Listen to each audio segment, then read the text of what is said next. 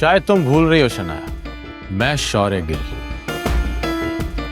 इस गिल खानदान का इकलौता वारिस, और आगे चलकर ये बिजनेस, ये खानदान सब मेरे इशारे पर चलने वाला। बस इसी बुनियाद पर दादाजी ने ये प्रोजेक्ट मुझे दिया है। आई होप ये तुम मेरा रीजन सुनकर सेटिस्फाइड हो। शनाया इस सब के बाद अपना कुछ कर सकती थी और ना ही कुछ करना चाहती थी। शौर्य बस कुछ मीठी बातों से आनंद गिल को खुश कर सकता था और उनका कोई भी डिसीजन बदल सकता था, इसीलिए आहान को कोई हैरानी नहीं हुई थी।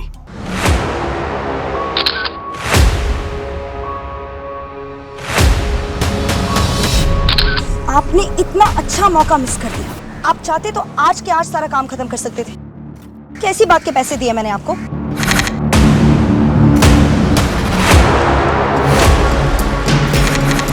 आपका काम हो गया। आहान राइज़ादा का खेल खत्म।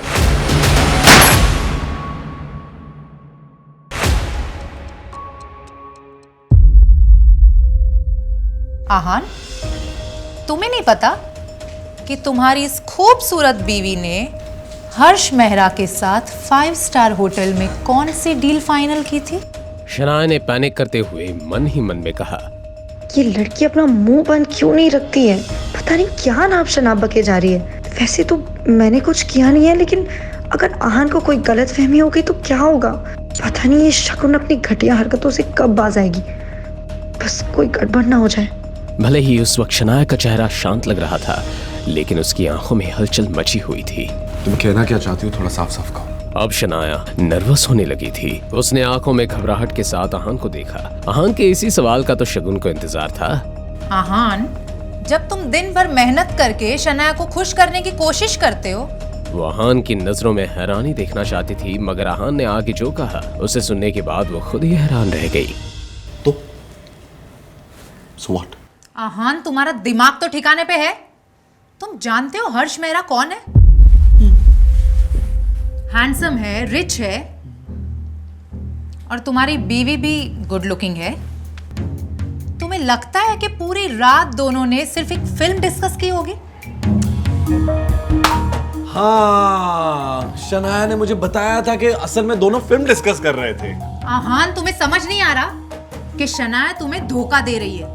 वो समझ गई कि शुरुआत से लेकर अभी तक आहान बस नाटक कर रहा था। असल में वो तो बस शगुन को चिढ़ाना चाहता था। नहीं, मुझे तो शनाया से कोई प्रॉब्लम नहीं है। शगुन की बोलती बंद हो गई, मगर ऐसे ही तो मौकों पर शौर्य अपनी कजिन का साथ देता था। प्रॉब्लम होगी भी तो तुम क्या कर लोगे हान? शायद तुम भूल रहे हो कि तुम एक साधारण घर जमाई हो। शनाया ने तुम में एक परफेक्ट पैकेज ढूंढा है। तुम उसके शेफ हो, उसके ड्राइवर हो और उसके घर के काम करने वाला नौकर। और जब तुम्हें इन सब कामों से फुर्सत मिलती है तो तुम इसके एक पार्ट टाइम पति भी हो। लेकिन अफसोस, इतना सब करके भी तुम एक अच्छे पति नहीं बन पाए। ये कहते हुए शौर्य आहान को इस तरह घूर रहा था मानो किसी कचरे के डब्बे को देख रहा हो। वैसे तो हर बार आहान शनाया के फैमिली मेंबर्स की बातें चुपचाप सुन लेता था, मगर शनाया को जो लोग अच्छे नहीं लगते थे आहान उन्हें क्यों झेलता?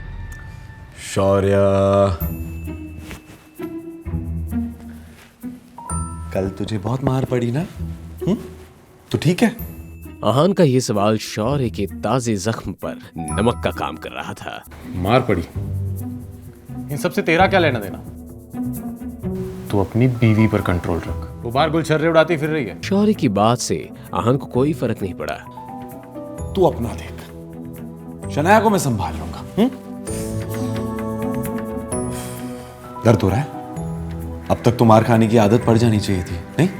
आहान के इस सवाल से शौर्य की बोलती ही बंद हो गई।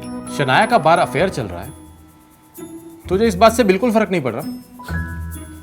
शनाया ने बचपन से लेकर अब तक आज पहली बार शौर्य को इतना हारा हुआ देखा था। क्या ये वही आहान था जो उसके सामने कुछ भी बोलने की हिम्मत नहीं रखता था? मेरी बीवी का अफेयर और पूरे शहर के सामने तेरा मार खाना, इस दोनों का क्या लेना देना है? तू बचपन से ही दिमाग से पैदल है या कल मार खाने के बाद हुआ है? अपनी ये बकवास बंद कर आहान। आहान ने अपना ये इंटरेस्टिंग अंदाज कभी मुझे क्यों नहीं दिखाया? अब तो कल रात जो हुआ मुझे उसका एम्बैरेसमेंट भी फील नहीं हो रहा। तुम क्यों हंस रही हो?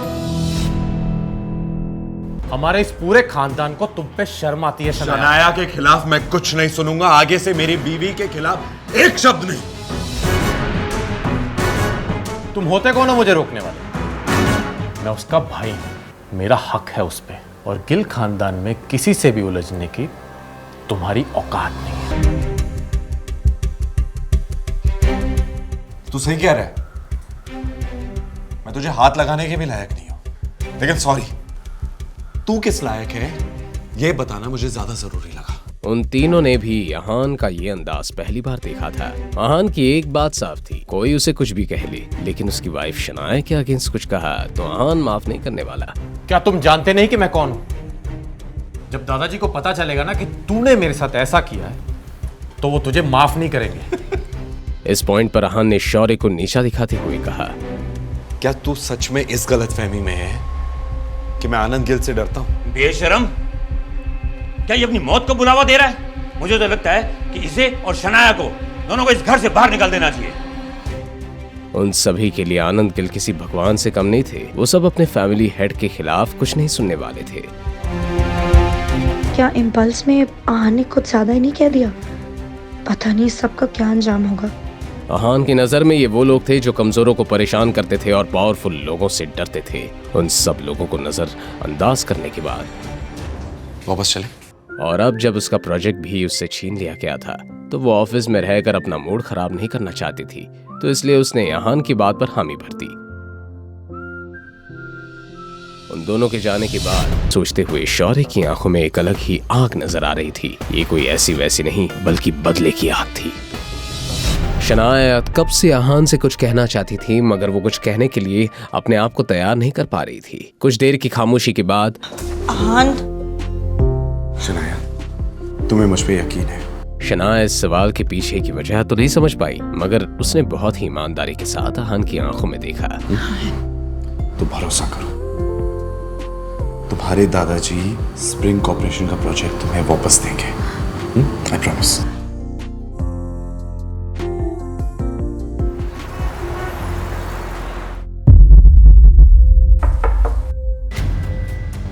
अरे गिल साहब, आप आज यहाँ कैसे आना हुआ? मुझे विकी भाई से कुछ काम है, बस यूं समझ लीजिए कि एक नया मिशन है। आहान, अब तुम्हारा काउंटडाउन शुरू। मेरी इंसल्ट का बदला अब मैं तुम्हारी प्यारी बीवी से लूंगा।